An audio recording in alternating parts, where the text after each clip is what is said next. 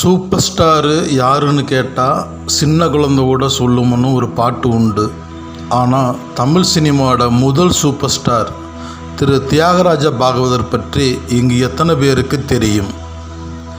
திரு தியாகராஜ பாகவதர் மயிலாடுதுறையில் 1910ஆம் ஆண்டு பிறந்தார். இவரது இயற்பெயர் மாயவரம் கிருஷ்ணசாமி தியாகராஜன் என்பதாகும். பள்ளிப்படிப்பில் இவருக்கு ஆர்வமில்லாது போயிற்று. சிறுவயது முதலே இசைக்கச்சேரி, நாடகம் என தீவிரமாக இயங்கி வந்தார். கர்நாடக இசையை முறையாக கற்று அதில் தேர்ச்சியும் பெற்றிருந்தார். 1926ஆம் ஆண்டு திருச்சி பொன்மலையில் நடந்த பவளக்கொடி என்னும் நாடகத்தில் முதலாக அர்ஜுனன் வேடம் ஏற்று நடித்தார். நாடகங்களில் இவரது குரல் வளத்தையும் நடிப்பையும் பார்த்து வியந்த திரு நடேச ஐயர் என்பவர் இவருக்கு பாகவதர் என்ற பட்டத்தை வழங்கினார்.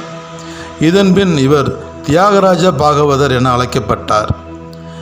இவருக்கு ஏலிசை மன்னர் என்ற இன்னொரு பட்டமும் உண்டு. பவளக்கொடி நாடகம் திரைப்படமாக எடுக்கப்பட்டு 1934இல் வெளிவந்தது. இப்படத்தில் நாயகனாக நடித்த திரு தியாகராஜ பாகவதர் அவர்கள் தனது சொந்த குரலில் 22 பாடல்கள் பாடியிருந்தார். வரலாறு காணாத அளவில் இப்படம் பெரும் வெற்றி பெற்றது.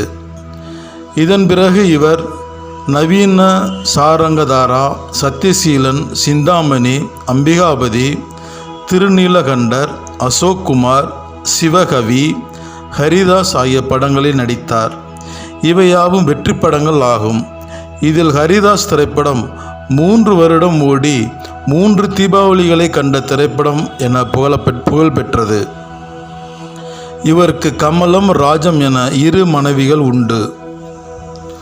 1944ஆம் ஆண்டு லட்சுமிகாந்தன் என்ற மஞ்சள் பத்திரிகையின் ஆசிரியர் கொலை செய்யப்பட்டார். திரு தியாகராஜ பாகவதரும் கலைவாணர் திரு NS கிருஷ்ணனும் சந்தேகத்தின் பேரில் கைது செய்யப்பட்டனர். இவர்களை பற்றி லட்சுமிகாந்தன் தனது பத்திரிகையில் அவதூறாக செய்திகளை வெளியிட்டதே கொலைக்கு காரணம் என காவல்துறையினர் அறிக்கை தாக்கல் செய்தனர். நீதிமன்றமும் இதை உறுதி செய்தது. இருவரும் சிறையில் அடைக்கப்பட்டனர்.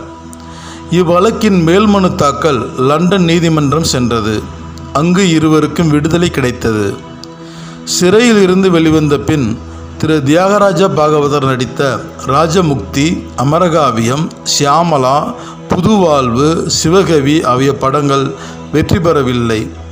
சிறை வாழ்க்கை, திரைப்படங்களின் தொடர் தோல்விகள் இவரை பெரிதும் பாதித்தது. உடல் நலக்குறைவு ஏற்பட்டு கண் பார்வையும் பறிபோனது. இறுதி காலத்தில் எல்லா பற்றுகளையும் விட்டுவிட்டு ஒரு துறவி போல் வாழ்ந்தார். கல்லீரல் நோயால் உடல்நிலை பாதிக்கப்பட்டு சென்னை அரசு பொது மருத்துவமனையில் அனுமதிக்கப்பட்டு சிகிச்சை பெற்று வந்தார். சிகிச்சை பலனளிக்காது 1959 நவம்பர் மாதம் இறந்து போனார்.